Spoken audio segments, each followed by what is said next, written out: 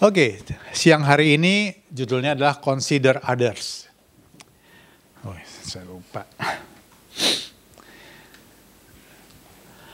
Consider, bahasa Inggrisnya mempertimbangkan atau memperhatikan hal yang lain dari apa yang ada dalam diri kita, apa yang kita pikirkan, bahwa bukan satu-satunya apa yang ada dalam diri kita itu, apa yang kita inginkan, apa yang kita tahu itu menjadi satu-satunya dasar sebuah keputusan.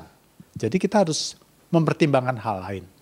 Atau bisa juga gitu, kalau kita mengambil sebuah keputusan, kita harus pikirkan bahwa bukan untuk diri kita saja, tapi juga ada pihak lain yang harus kita perhatikan. Itu yang pertama. Memperhatikan. Gitu. Tapi di firman Tuhan, nanti di Filipi yang akan kita buka, itu dikatakan malah mengutamakan. Berarti bahwa ada pihak lain yang justru harus jadi pertimbangan utama dalam kita mengambil sebuah keputusan. Di dalam Filipi 2 ayat 11, kita baca ya. Nasihat supaya bersatu dan merendahkan diri seperti Kristus. Jadi karena dalam Kristus ada nasihat. Kalau kita tinggal di dalam Kristus, ada nasihat di situ yang akan menuntun kita. Ada penghiburan kasih. Kalau kita kesulitan, kesedihan, ada penghiburan. Ada persekutuan roh. Artinya hidup kita bisa dipimpin oleh roh. Ada kasih mesra, belas kasihan. Karena itu sempurnalah sukacitaku dengan ini. Ini kata Paulus ya. Hendaklah kamu sehati sepikir dalam satu kasih, satu jiwa, satu tujuan. Padahal bisa beda-beda orang. Kenapa bisa begitu? Tapi jadi satu, beda-beda orang. Artinya saya dengan Pak Gelen berbeda orang, pikiran kita beda, isi hati kita beda, tapi coba bersatu. Nanti kita akan lihat. Satu tujuan dengan tidak mencari kepentingan sendiri atau puji-pujian yang sia-sia. Sebaliknya, hendaklah dengan rendah hati yang seorang menganggap yang lain lebih utama. Artinya kitanya yang kurang penting, orang lain yang lebih penting daripada dirinya sendiri. Dan janganlah tiap-tiap orang hanya memperhatikan kepentingannya sendiri, tetapi kepentingan orang lain juga. Di paragraf ini saya taruh di kanan adalah dasarnya adalah kasih. Ketika kita hidup dalam Kristus, kita hidup oleh karena kasih-Nya, kita dipenuhi oleh kasih-Nya, maka fokus kita bukan hanya diri sendiri lagi. Tetapi fokus kita adalah kepada Tuhan, melakukan apa yang menjadi kehendak-Nya. Paragraf kedua, hendaklah kamu dalam hidupmu bersama, menaruh pikiran dan perasaannya terdapat juga dalam Kristus. Nah, pikiran Kristus itu yang menyatukan pribadi kita satu sama lain. Karena pikiran kita bisa beda-beda, motivasi kita beda-beda. Tetapi apa yang menjadi kehendak Kristus, apa yang dalam pikiran Kristus, itulah yang akan menyatukan kita. Mempunyai satu tujuan yang sama, yaitu melakukan kehendak Bapa. Yang walaupun dalam rupa Allah, tidak menganggap kesetaraan dengan Allah itu sebagai milik yang harus dipertahankan. Tuhan Yesus aja begitu gitu. Walaupun dia Allah, tapi dia tidak mempertahankannya. Kita juga manusia punya kehendak, punya perasaan, punya pikiran, punya ego. Punya. Tidak disangkali. Tapi itu bukan hal yang harus dipertahankan. Apa sih yang harus dipertahankan? Yaitu considering yang lain. Apa sih yang jadi consider? Yaitu kehendak Allah, kebenaran Allah. Melainkan telah mengosongkan dirinya sendiri dan mengambil rupa seorang hamba. dan menjadi sama dengan manusia, dan dalam keadaan sebagai manusia, ia telah merendahkan dirinya dan taat sampai mati, bahkan mati di atas kayu salib. Artinya dia mati kehilangan. Kalau kita manusia, wujud manusia, yang paling berharga dalam diri kita kan adalah nyawa ya. Karena ketika nyawa kita hilang, kita bukan jadi manusia lagi gitu. Dia rela kehilangan itu. Consideringnya itu apa sih? Kehendak Bapaknya. Oke, jadi caranya adalah merendahkan, mengosongkan diri, hidup di dalamnya. Hidup dalam kehendak Allah. Oke. Itulah sebabnya yang ketiga. Allah sangat meninggikan dia dan Bapaknya meninggikan Yesus dan mengaruniakan kepada Yesus nama di atas segala nama, supaya dalam nama Yesus bertekuk lutut segala yang ada di langit dan yang ada di atas bumi dan yang ada di bawah bumi, dan segala lidah mengaku Yesus Kristus adalah Tuhan, bagi kemuliaan Allah Bapa. Ketika Yesus hidup dalam kehendak Bapaknya, lalu mengosongkan dirinya, taat sampai mati, maka ganjarannya adalah dia diberikan kemuliaan yang maha tinggi. Segala kuasa di langit, di bumi, dan di bawah bumi diberikan kepada Yesus. Tuhan menjadi Tuhan di atas segala Tuhan. Namanya Tuhan. Kenapa? Oleh karena ketaatannya. Jadi, jalan menuju kemuliaan adalah melepaskan apa yang ada dalam dirinya, di dalam diri kita manusia, sebagai sebuah hal yang tidak harus dipertahankan, tetapi memberikan kehidupan kita kepada kehendak Allah, melakukan kehendaknya dengan taat dan setia sampai akhir. Upahnya adalah kemuliaannya. Itu adalah contohnya sudah diberikan oleh Tuhan Yesus bagi kita. Jadi dalam kehidupan kita adalah merubah orientasi, fokus hidup pada kerajaan Allah. Berikutnya, hukum kasih. Setiap kali saya merenungkan segala sesuatu, saya tuh diingatkan lagi tentang hukum kasih gitu. Hukum manakah yang terutama dalam hukum Taurat, kata orang-orang Farisi. Jawab Yesus kepadanya, kasihilah Tuhan Allahmu dengan segenap hatimu dan dengan segenap jiwamu dan dengan segenap akal budimu. Apa yang ada dalam diri kita, itu kita tundukkan semuanya, kita berikan kepada Tuhan. Hidup di dalam Dia. Itulah hukum yang terutama yang pertama. Dan hukum yang kedua yang sama dengan itu ialah kasihilah sesamamu manusia seperti dirimu sendiri. Pada kedua hukum inilah tergantung seluruh hukum Taurat dan kitab para nabi. Karena pada kenyataannya orang-orang Farisi, orang-orang Israel banyak salah tangkap mengenai perintah-perintah Taurat. Kenapa mereka bisa salah tangkap, bisa salah paham? Karena mereka tidak mengasihi sepenuhnya Allah mereka. Mereka tidak hidup di dalam Dia. Akhirnya yang ada adalah persepsinya, pendapatnya, ambisinya itu yang hidup. Mereka tidak menundukkan pikirannya, kehendaknya kepada kehendak Allah. Tapi memaksakan kehendaknya, pikiran sendiri, pengertiannya sendiri di dalam hidup mereka. Sehingga mereka gagal untuk melakukan kehendak Allah. Keduanya harus berjalan bersamaan, tidak bisa berat sebelah. Kita tidak bisa mengasihi sesama kalau kita tidak hidup di dalam kasih-Nya Allah. Dan mengasihi sesama adalah implementasi kalau kita dipenuhi oleh kasih-Nya Allah. Kalau nggak gitu, yang ada apa? Seperti orang-orang intoleran. atau intoleran. Mereka teriak-teriak atas nama agama, menganiaya umat yang lain, tapi merasa benar. Tapi apa yang mereka lakukan? Bertentangan dengan perintah Allah, mengasihi sesama. Mereka gagal paham. Kenapa? Karena mereka hanya beragama. Hidup dengan pengertiannya sendiri, tidak hidup di dalam kasih Allah. Oke.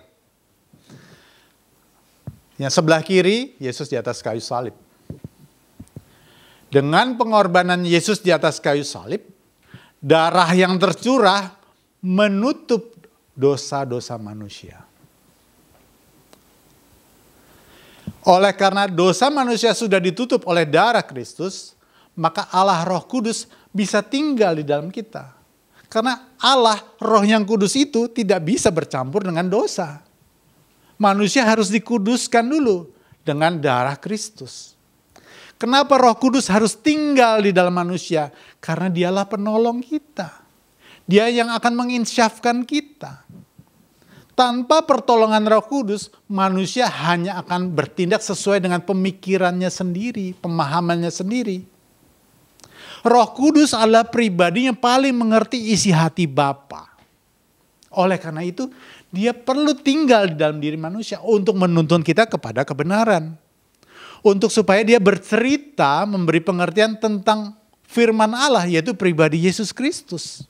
Jadi, yang pertama adalah Allah tinggal di dalam kita. Itu anugerah. Kita tidak bisa mengusahakannya, dengan perbuatan baik kita juga enggak. Tapi Allah, oleh karena kasih Allah yang begitu besar, dianugerahkannya. Dosa kita ditebus, kita dikuduskan, kita dibenarkan, Roh Kudus dimeteraikan di dalam kita. Yang kedua, nah ini. Dan dia ingin kita tinggal di dalamnya. Di dalam Kristus, di dalam Allah. Maksudnya gimana? Coba perhatikan gambar yang kanan ini deh. Ini apa sih namanya? Baju zirah ya? Yang kanan astronot. Intinya apa sih sebetulnya? Perlindungan kan ya? Baju zirah itu untuk perlindungan kan? Untuk maju perang begitu ya, supaya nggak gampang fail, nggak gampang terbunuh gitu. Untuk bisa masuk ke baju zirah ini udah dibuat. Ukuran body kita harus fit. Kalau yang kegemukan nggak bisa masuk. Lemak di mana-mana nggak bisa masuk. Artinya lemaknya harus dibuangin dulu. Kedagingan kita harus dibuangin dulu. Supaya kita bisa masuk. Jadi kitanya harus menyesuaikan. Udah ada size-nya. Udah bentuknya idealnya tuh gimana. Udah dibuat. Kitanya harus sesuaiin. Kalau kita punya banyak beban, bawa ransel, bawa gendongan, belanjaan, gak bisa masuk ke baju zirah. Kalau kita masih membawa masalah kita, kepahitan kita, semuanya itu, kebencian, kita gak mau tanggalkan, kita gak bisa tinggal di dalam baju zirah ini. Tanggalkan segala beban yang merintangi. Masuk di dalam aku. Lakukan apa yang jadi perintahku. Tinggal dalam Yesus, tinggal di dalam Dia, itu adalah kita hidup di dalam penurutan akan pimpinan Roh Kudus untuk melakukan firman Tuhan. Melakukan apa yang menjadi kehendak Allah. Kita bisa punya kekecewaan, kita punya kekesalan masa lalu, kepahitan, tapi Tuhan bilang, ampuni. Berapa kali? 70 kali 7. Artinya terus-terusan. Tapi susah Tuhan, I know. Tapi kamu harus ikuti. Caranya, ya minta tolong. Kita perlu ngerti apa maunya Tuhan dengan membaca firman-Nya. Kalau nggak baca, ya mana bisa ngerti. Supaya apa yang kita baca, kita renungkan, Roh Kudus akan menjelaskan, memimpin kita. Mengikis setiap hal-hal yang buruk dalam kehidupan kita. Cara ngikisnya gimana sih Tuhan? Dia kasih kita persoalan hidup. Kadang-kadang ketemu orang yang ngeselin banget. Sampai potensi-potensi kita dikeluarin terus gitu. Dikikis. Dengan dikikis-kikis itu kita makin fit masuk ke dalam ini. Supaya gerak kita makin gampang, makin enteng. Kalau kita kebanyakan ambisi, kebanyakan beban, kebanyakan rencana maunya sendiri, susah nggak bisa masuk. Bagian Tuhan tinggal di dalam kita, itu anugerah. Tetapi kita tinggal di dalam Dia, masuk di dalam Dia, itu keputusan. Ada bayarannya. Ada hal-hal yang tidak nyaman yang harus kita tinggalkan. Aktif. Maka itu berlatih. Ada anugerah? Ya, Tuhan tinggal di dalam kita. Tetapi masuk di dalam Dia artinya kita mengikuti apa yang menjadi kehendak Allah. Itu adalah keputusan. Mengubah orientasi hidup dari berfokus dari diri sendiri kepada menuruti kehendak Allah, menghidupi firman Tuhan. Lalu, ketika kita penuh dengan kasih-Nya, karena Allah kan kasih ya, Allah adalah kasih.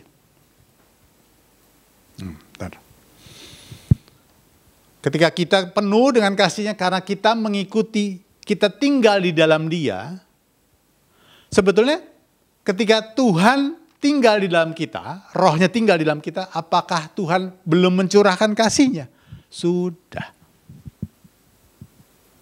Tetapi mungkin belum terasa, belum bisa paham sebelum kita tinggal di dalam Dia, mengikuti firman-Nya, hidup seturut kehendak-Nya. Dalam perjalanan saya dari muda sampai sekarang, saya renungkan tujuan hidup manusia itu apa sih ya? Ketika muda ingin sekolah, merintis karir, menikah, tujuannya apa sih? Kalau saya satu kata, ingin bahagia. Bener gak gitu? Aku ingin bahagia, bener ya? Dalam perjalanan saya lihat, bahagia itu apa sih? Oh punya ini, punya itu, karir hebat. Ternyata enggak. Kenapa? Saya begitu banyak lihat orang yang dari sederhana, bahagia sama keluarga kecilnya, merintis bisnis, makin lama makin sibuk, makin lama tanpa sadar, bisnisnya, kekayaannya membuat dia jauh dari Allah. Hidup seturut pikirannya sendiri. Lama-lama, karena dia saking sibuknya bisnis berkembang, renggang hubungan sama istrinya. Dia pikir anaknya cukup dikasih uang aja. Ternyata enggak. Akhirnya berantakan. Dikala semuanya jadi sukses. Dia dihormati orang. Sedih gak? Tragis. Akhirnya saya menyimpulkan bahwa, bahagia itu adalah ketika kamu hidup di dalam Dia. Kamu bisa merasakan kasih-Nya karena kamu seturut dengan kehendak-Nya. Kasih Allah itu kan nggak ada yang, takarannya 10, 23, enggak. Dia kasih full. Masalahnya adalah ketika kita menutupi dengan ambisi diri kita sendiri, mau-maunya kita, cara pikirnya kita nggak bisa merasakan kasih-Nya. Kalau justru ketika sudah berjalan, saya bisa melihat, ternyata masalah tuh bagus ya. Kenapa? Tuhan tuh didik saya loh. Tuhan tuh luar biasa. Semakin besar, saya bisa merasakan kasih Tuhan. Kalau saya nggak hidup di dalam Dia, nggak mau memahami apa pikiran kehendak Tuhan, yang ada ketika dapat masalah, saya mengerutu aja, ngeluh aja. Saya nggak menikmati kasih-Nya, padahal kasih-Nya full sudah diberikan dalam kita. PR-nya adalah, maukah kita memutuskan untuk hidup di dalam Dia, menghidupi firman-Nya, melakukan firman-Nya. Consideration-nya itu. Apa kita hanya ingin menggolkan ambisi-ambisinya kita? Pilihan. Kebahagiaan adalah hasil dari keputusan-keputusan yang benar. Proses. Kalau uang kita bisa beli kesenangan. Pergi ke sana, pergi sini. Banyak orang ya ketika dapat masalah gitu ya.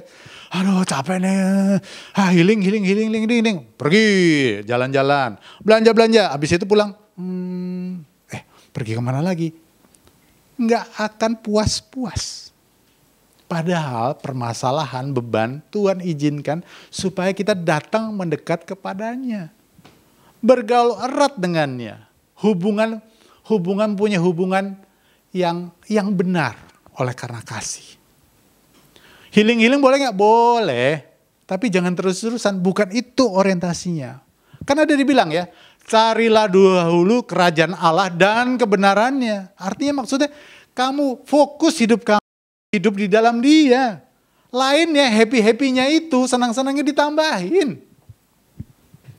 Kalau enggak, kamu akan bosen. Kamu akan haus lagi. Ya, seperti wanita yang married berapa kali tuh. Haus lagi, enggak akan bosen. Enggak akan puas. Oke, berikutnya. 1 Yohanes 4 ayat 7 sampai 9. Saudara-saudaraku yang kekasih, marilah kita saling mengasihi. Sebab kasih itu berasal dari Allah. Jadi, mengasihi saudara-saudara yang lain adalah kalau kita dipenuhi oleh kasih Allah. Caranya gimana? Kalau kamu hidup di dalam Dia. Dan setiap orang yang mengasihi lahir dari Allah. Dan mengenal Allah. Artinya kamu punya relationship yang dekat dengan Tuhan. Kamu baru bisa mengasihi orang lain dengan benar.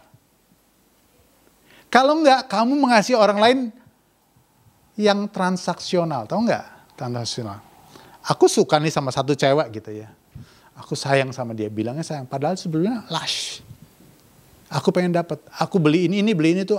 Karena aku sayang sama dia. No, bukan kasih yang sejati. Belum teruji. Ketika orang itu tidak memenuhi harapan kamu, apakah kamu masih mengasihi dia? Kan perlu diuji ya. Masa pacaran adalah masa yang promosi. Semuanya indah. Harus diuji.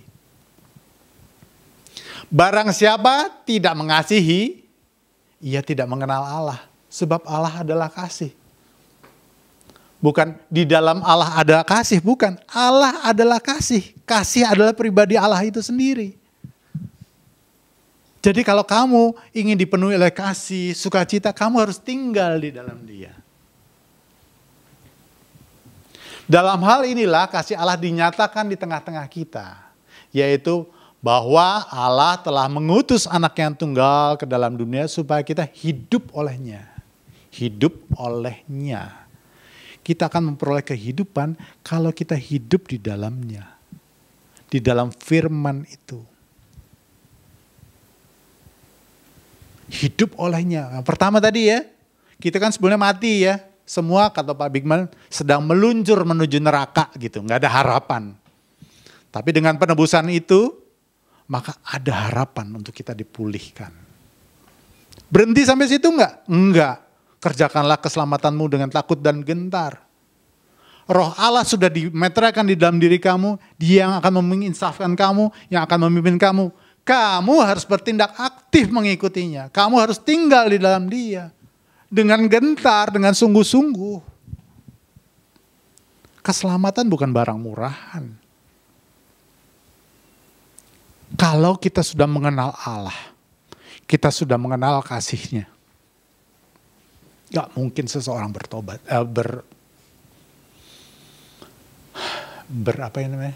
pindah begitu, meninggalkan Tuhan. Udah dengar kan ya? Muridnya Yohanes, siapa Pak? Yang di Polikarpus. Saya ke gerejanya dia. Ya, waktu itu di Izmir. Ada satu gereja. Ketika dia di hadapan, udahlah Polikarpus, kamu udah nggak usah tunduk aja sama raja. Kamu nggak usah ngapain sih pertahankan itu. 70 tahun aku melayani dia. Dan dia tidak pernah mengecewakan, meninggalkan aku. Masa gara-gara gini aku meninggalkan dia. Itu perjalanan iman. Getarannya kalimat itu luar biasa. Kalau Anda mengenal Allah Anda dengan benar, dan Anda hidup di dalam Dia, hal-hal remeh-temeh, pacar, pekerjaan, jabatan, uang, gak akan menggantikan posisi Allahmu. Tapi kalau masih itu dikalahkan, kamu belum kenal benar-benar. Kamu belum berjumpa secara pribadi. Kamu belum merasakan kasihnya. Tapi kalau kamu sudah menemukannya, apapun tidak bisa menggantikannya. Allah menginginkan hubungan yang dilandasi oleh kasih, bukan transaksional. Coba tanya pada diri sendiri, kenapa kita masih bergereja? Kita masih berdoa. Oh, kalau nggak ke gereja, nggak kasih persembahan, nanti berkat kita ditahan sama Tuhan. Kita nggak diberkati. Hidup kita terancam. Itukah yang dipikirkan dalam pikiran kita terhadap Allah? Berarti Anda belum kenal Allah.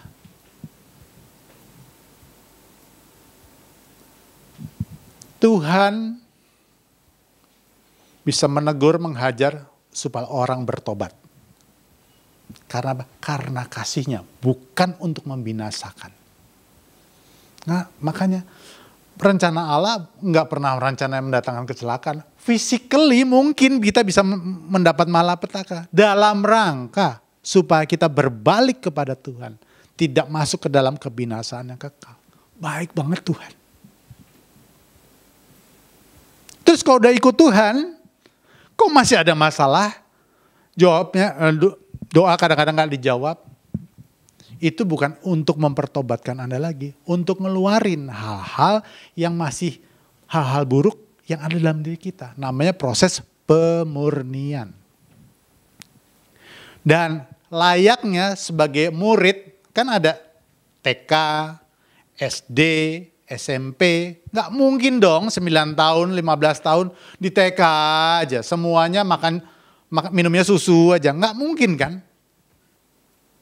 Dia pengen naik SMP. Soalnya lebih sulit.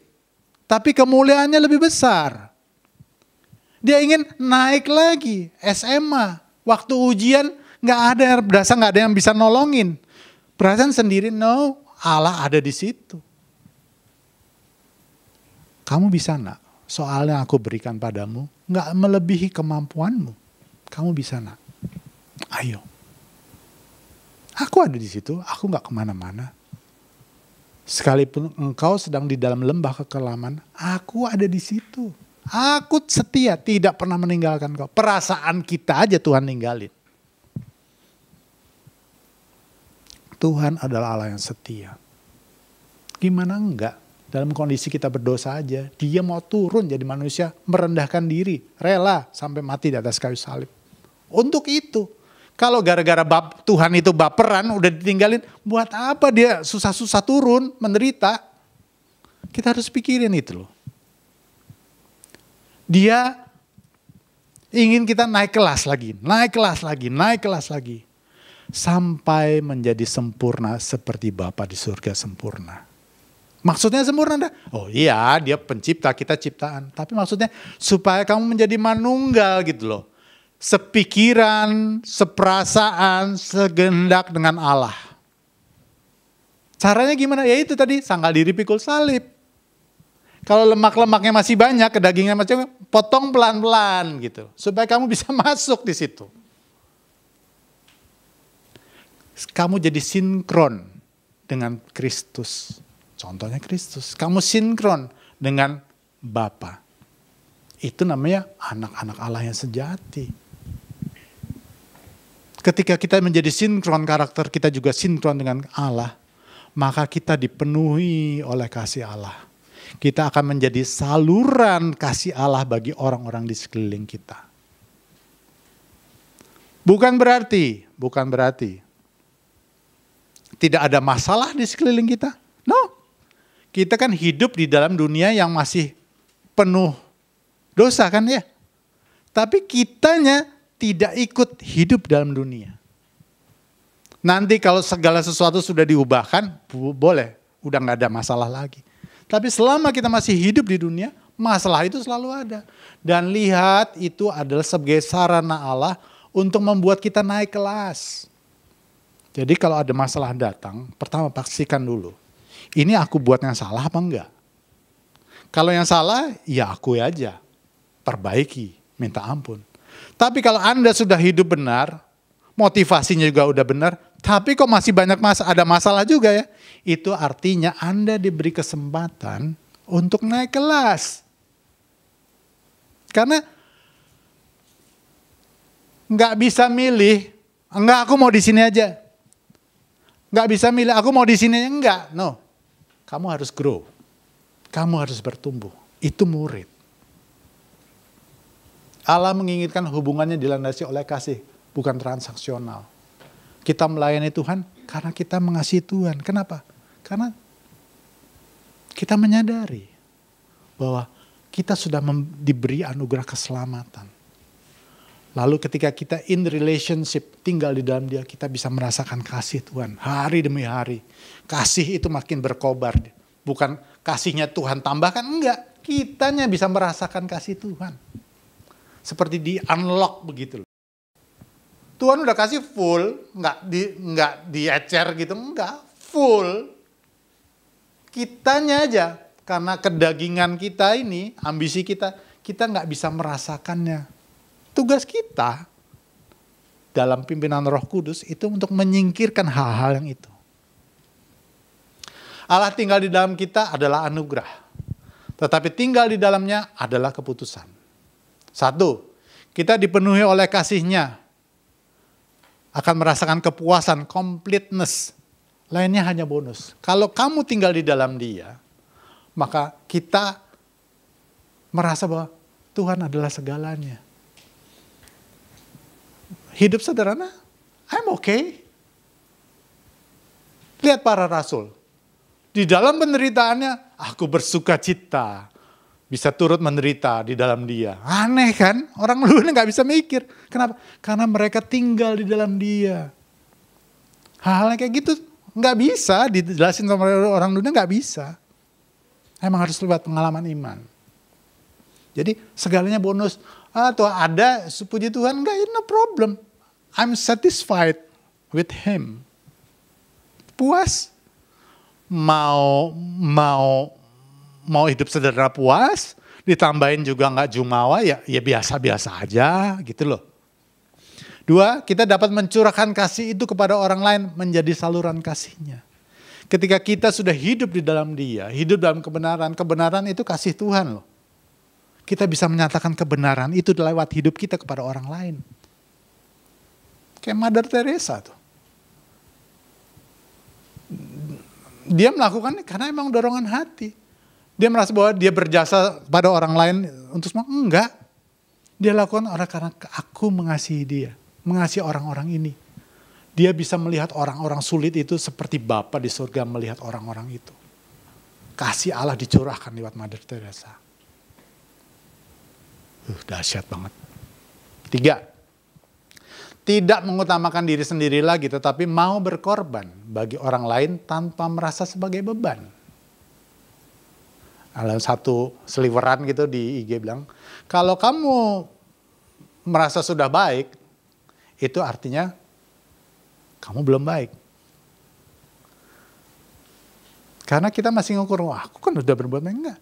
Kalau kamu menjadi orang baik, perbuatan baikmu kamu lakukan tanpa kamu rencanakan.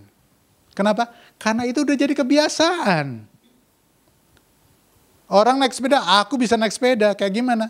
Ya begini, digoyang kakinya. Enggak, kamu baru belajar main sepeda. Tapi kalau kamu udah bisa main sepeda, merem pun jalannya udah menyatu begitu loh maksudnya. Tetapi menggunakan kesempatan berharga yang diberikannya untuk ambil bagian dalam pekerjaan Allah. Teman-teman, pelayan, sebagai pelayan, jangan melihat pelayanan ini sebagai beban, tapi sebuah kesempatannya Tuhan kasih untuk ambil bagian di dalam pekerjaannya. Saya pun juga begitu. Terima kasih. Terima kasih Tuhan kalau diberi kesempatan untuk memberikan sharing untuk firman Tuhan. Bukan, kok saya dapat tugas? Enggak. Ini kesempatan buat saya. Thank you Lord. Kenapa? Dalam hidup saya sering banget Tuhan kasih pengertian-pengertian. Oh, membuat saya tertakjub. Begitu ya? Begitu ya? Pak Bigman juga sering kan cerita begitu ya? Baca lagi, dia temukan sesuatu lagi belum? Yang baru lagi. Emang benar begitu. Amazing. Dan makin lama, ternyata aku belum tahu apa-apa ya. Ternyata, wow. Dan semakin menumbuhkan cinta saya kepada Tuhan. Tapi, sudah baik saya? Belum. Perjalanan masih panjang. Sikap kasihnya murni kepada orang lain menyenangkan hati Allah. Murni ya, bukan transaksional, bukan karena punya maksud-maksud tertentu. Karena itu memang dikehendakinya. Keberkenanannya atas hidup kita membuat kita dapat merasakan kehadirannya yang semakin kuat. Dan itulah yang membuat kita dipenuhi dengan kebahagiaan dan damai sejahtera yang sejati, yang tidak dapat diberikan oleh dunia. Contohnya nggak usah. Contohnya ada, kalau teman-teman merenungkan perjalanan Abraham, perjalanan Daud, perjalanannya Ayub, terakhir Yesus Kristus. Ayub kan begitu ya. Ketika dia sudah mengalami peristiwanya besar, malapetaka yang besar dalam hidupnya. Sekarang aku mengenal dia secara langsung. Dulu aku mengenalnya dari kata orang. Melalui penderitaan, kita seringkali bertemu dengan Tuhan pribadi. Makanya kalau ada kesulitan, jangan dikeluhin. Direnungin, Tuhan, maksud Tuhan apa? Aku tahu bahwa Tuhan ada di situ. Tidak pernah meninggalkan aku. Aku bersyukur untuk apa yang sudah aku hadapi. Tolong aku Tuhan agar masalah ini bisa terselesaikan. Tetapi, jikalau Tuhan tetap izinkan, masih terjadi, beri aku kemampuan untuk dapat melalui semuanya itu, agar aku bisa mengenal Engkau lebih dalam lagi.